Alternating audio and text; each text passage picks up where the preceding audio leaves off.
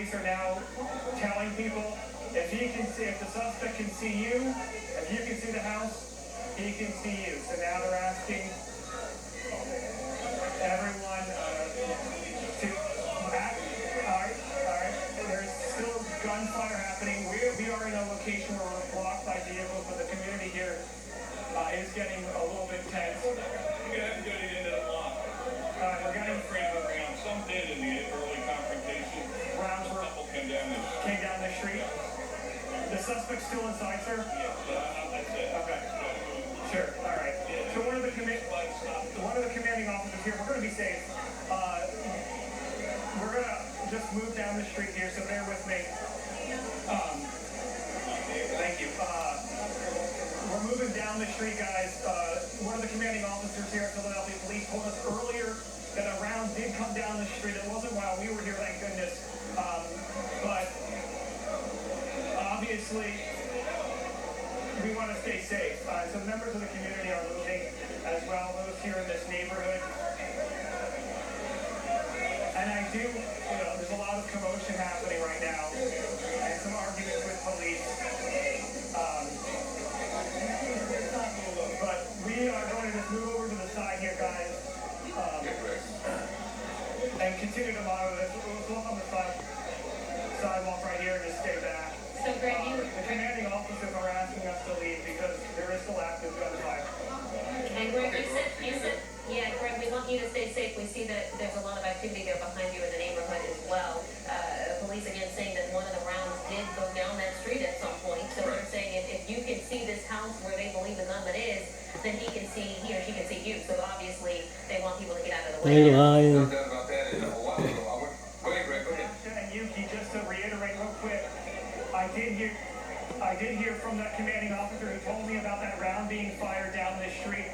He told me that the suspect is still inside engaging with police. So the movement of the vehicles here might have been a lull in the action, but quite certainly the suspect is inside. SWAT members have not yet been able to place him under arrest, and the media and the folks living on this block, because of our safety, the police making that a priority as well. I mean, their focus, of course, is to get this guy in custody, but they do not want any other injuries. There's already been enough bloodshed right now here in North Philadelphia, and hopefully this will wrap up. And because of the dangerous situation and because of the angle where this home is, they do not want anyone getting hit with a stray bullet. I do not know what type of weapon They don't want nobody to see us killing them.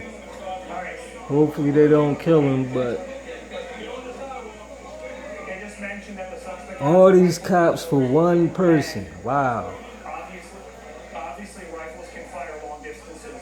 I don't need to say that, but this side of the street is exposed to that possible. You gotta go to the end of the block, please. Right? You gotta go to the end of the block.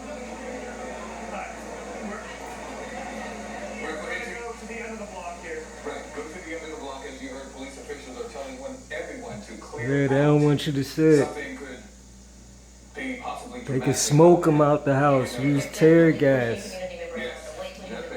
Down the block a bit, they did say they believe the suspect has a rifle, which obviously we know is capable of firing many shots. We don't know how much ammunition this person may have.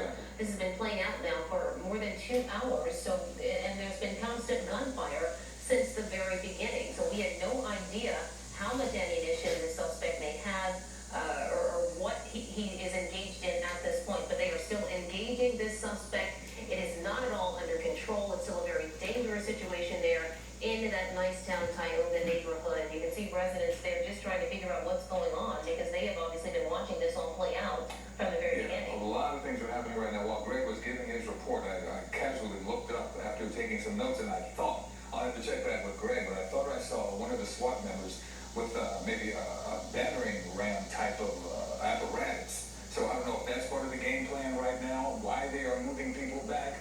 Are they about to initiate going into the home or not? But obviously, something is about to go down. Something's about to happen. For the situation that, once again, it's been about 4:30 started, 6:30, 2 hours and 15 minutes. This has been going on, and as Greg reported, 7 officers. We have reports now, 7 officers wounded and or injured. And the suspect from Joe Holden's, the suspect was live streaming what was going on from his vantage point, his or her vantage point. Yeah, during the gun battle. During the gun Police battle. believe he was live streaming the gun battle and the shootout as it was playing out. They were desperately trying to figure out how to stop that and shut that down. In the midst of all of this, you can just see how brazen this suspect is. The fact that he is still engaging police officers after 6 of them have been shot at this point. They are still taking fire at this point. And he's still engaged in a gun battle with police. And they are desperately trying to de-escalate this situation as quickly as possible. You saw the SWAT tactical vehicles there, one in place in the street, others arriving. One SWAT member who has a rifle trained on the row home that we're talking about. Well, we believe this suspect is holed up at this point. So again, a very, very dangerous situation. Greg and our crew members and all the crew members out there, we've got lots of media out there as well. Just want everybody to stay safe. We don't know where these bullets could end up. They don't have names, as police always say. Exactly why one of the officials told our Greg Argos, this is, quote, an active, live situation. And it still is. It still is. There's no end in sight at the moment. Greg has moved a little bit further down, as have members of the community, away from the scene. Because as you said, Natasha, and as the authorities have said, if you're in the line of sight, the government can see you as well. And stray bullets have no eyes. They just go. Yeah. They just go, and someone could get hurt. Yeah. 7 officers have been hurt this far. 7 officers hurt. One of them, we believe, was responding to the scene and may have been injured in a car accident of some type. But 6 officers definitely sustained non-life-threatening. Brandon has been saying it is paralyzed right now. It is on lockdown, if you will, in several sections of the neighborhood because of this active shooter situation. And people couldn't drive down the streets anyway because of the number of police cars that are there responding to this scene. And former FBI agent J.J. Claver, who we were speaking with earlier, I asked him, has he ever seen anything like this? We know we had not. Our reporters who are there on the scene, who have covered many crime stories over various markets, had not seen anything like this. And this former FBI agent said he hadn't seen anything like this since the MOVE movement. Mm-hmm. So just gives you an idea of what impact this is having and how surprising it is, even for those who have done this for a number of years. As Brandon mentioned, it's been quiet now for over half an hour, which you could take as good news. We don't know what's transpiring specifically, but as recently as about 6:15 tonight, there were still shots being fired from that building, and that has been going on for the past couple of hours. We know one suspect's in custody, but there's a shooter who has been unwilling to give up and has been in fact firing on police and firing outside that home. So this situation remains very tense and active right now. And we would continue to hear from our reporters that shots are still being fired. And of course, when we initially heard that one suspect was taken into custody, your hope naturally is that this is coming to an end and that there will be a ceasefire. Okay, they have one suspect in custody. We were thinking that there was only one suspect. And then we noticed that this presence was still there. And then more shots were heard. And then we heard, yes, there was still another suspect inside. And now it continues with a total of 6 officers shot. Most of them taken to Temple, another taken to Einstein, one in custody, and another still inside, keeping this community and the country at this point, because this has gone nationwide, on alert and tense. If you've been looking for NBC Nightly News, that's over on Cozy TV right now, because we've been bringing you continuous live coverage of this active shooter situation. To give you an idea of where we're talking about, this is in the area of 15th and Butler, a couple of miles north of Temple University, about 4 miles from Center City, Philadelphia. And let's go back down to our newsroom, and NBC 10's Keith Jones with some new information for us. Keith? You know, what we're trying to figure more about is this, at least one police officer there inside the house, trapped, is what we're hearing from sources to NBC 10.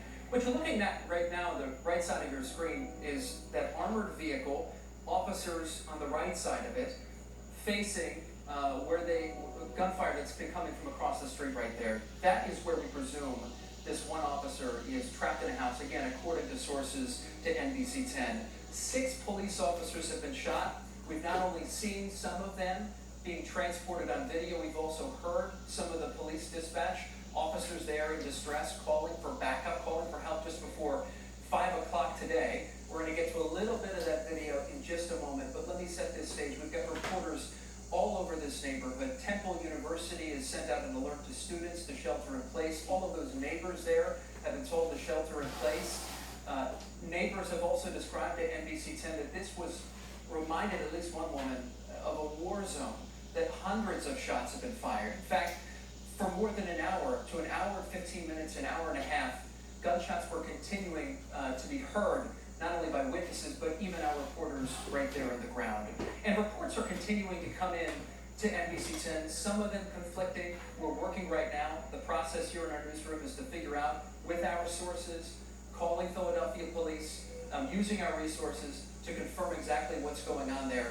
Because now we're almost 2 hours, or just about 2 hours, into this active shooting situation. And all you have to do is look on the right side of your screen to understand that this is still going on. Hundreds of police vehicles are out there, and it's all because of shots that started firing, because of some sort of narcotics operation that was taking place just before 5 o'clock. We have some police dispatch that we want to share with you that provides just a little insight into just how intense and chaotic the moments were when these shots broke out for these police officers. Listen.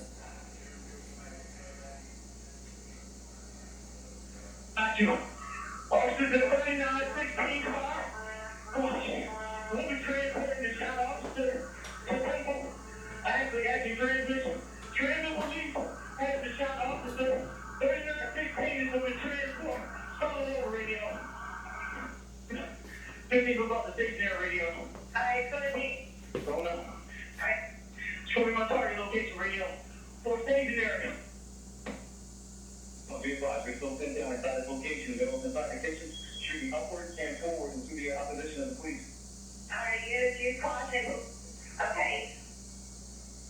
So just imagine 6 police officers shot by at least one gunman inside the home where police are dedicating their attention right now in that neighborhood. At least one police officer is trapped inside that home, according to sources to NBC 10. So you can just imagine how intense that situation is down there. We're also getting a look at Temple University Hospital, where some police officers were taken to be treated. It's a very crowded scene. District Attorney Larry Krasner was there. Philadelphia Police Union head John McNesby was there, of course, giving us Members we have seen filtering into that hospital, many that we saw running in just to check on their loved ones, and are continuing to do that even now, as they're probably getting word about what has happened here in North Philadelphia. So we are still awaiting a press conference that will certainly give us more information about the condition of those officers who have been shot and injured, as well as actually what transpired and what actually started this gunfire earlier today. Gunfire that started at 4:35 this evening. Once again, you're looking live at the trauma area of Temple University Hospital, people going in and out, checking on their friends and loved ones and members of their family in the Philadelphia Police Department. It is a brethren. Center of your screen, John McNesby, the president of the Fraternal Order of Police, and he looks to be going into the building right now as we all are awaiting a press conference from Mayor Kenny, from Police Commissioner Richard Ross as well. This is the situation. You're looking live. It's been going on for quite a while now. Quite a while. Been described as a major boilover earlier on. Sheer chaos, which seems to be, I guess, dying down just a little bit, but it is still a very active situation. Yeah, we're still seeing SWAT team members who are trying to defuse the situation there in the Nicetown Tioga neighborhood. This is about a block or so away from where this all initially happened. It's where Greg High ranking in the Philadelphia Police Department, including a deputy commissioner. We reported about 30 minutes ago, it was believed that the number had climbed to 7. That number has been revised. It is now still at 6. There was some confusion with if that number was including the officer who was actually injured off location and responding to the scene. So it is 6, 5 hit by bullets, and the other officer who was injured in the car crash responding to the scene there. And to recap the information also coming from these same sources, still no time frame yet on when Commissioner of Philadelphia Police Richard Ross will issue a statement and possibly take questions about all of this. It's my understanding that they are, fingers crossed, hoping that all of this concludes sooner than later, clearly, and that they can come and talk about how it did in fact conclude. So right now, working to also get more information on that account, that the actual shooter, the person that they are trying to apprehend, that at times this person was live streaming their own actions and showing what was going on from their vantage point. Concern on her face, wanted to pick her child up, so we told them, even as we got the information, 36th in Germantown, so again, any parents who may be watching this concerned for their kids, 36th in Germantown is where you can pick your children up from that daycare. If you're around 16th and Erie, it's quite a walk, but then again, to see your child's face through this situation would be worth it at any note. Exactly, probably not too far for them to walk at all for them. 4 hours, almost, 3.5, 4 hours, and they're still standing here and seeing this situation unfold as we are. And Brandon, that maroon house, we just saw a member of the SWAT team exit that house. That is the house in question, just to clarify? I couldn't answer that right now. Maybe we can work some of our sources back in our newsroom, and some of my other colleagues can work our sources to see what's going on. But the action, to sum up what we've seen at this porch since we've been here since 4:30.